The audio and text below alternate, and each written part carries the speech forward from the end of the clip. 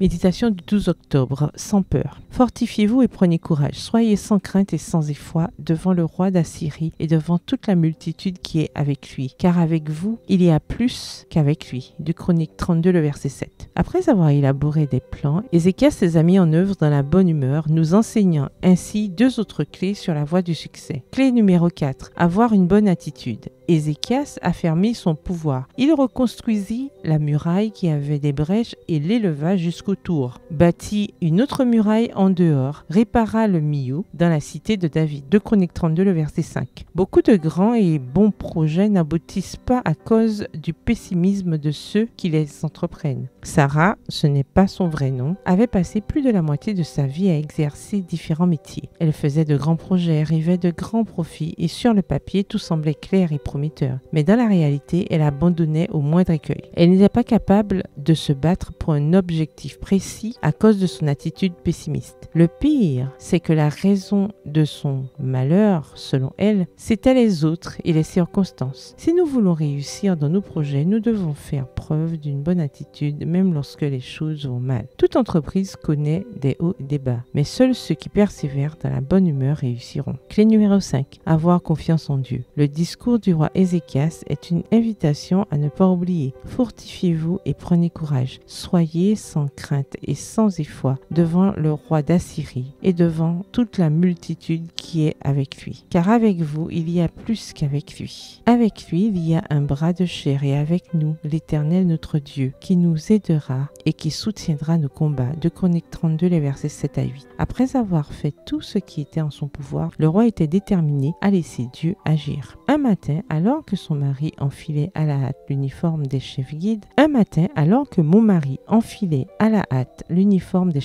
il m'a demandé de l'aider à déboutonner l'élément sur son épaule. J'ai essayé de l'aider, mais dans sa hâte, il n'enleva pas sa main du bouton. « Arrête, lui ai-je dit, tu dois le lâcher pour que je puisse t'aider. » Parfois, nous faisons la même chose avec Dieu. Nous nous accrochons à ce que nous voulons obtenir et nous ne le laissons pas agir. Le récit biblique se termine par la destruction du camp assyrien par un ange de l'Éternel. Sennachérib s'est retiré honteux. Chercher Dieu, suivre un plan, soutenir, avoir une bonne attitude et laisser Dieu agir sont des clés qui garantissent ce succès. Voulez-vous les tester? PS, heureuse de réussir. Bonne journée, que l'Éternel vous bénisse.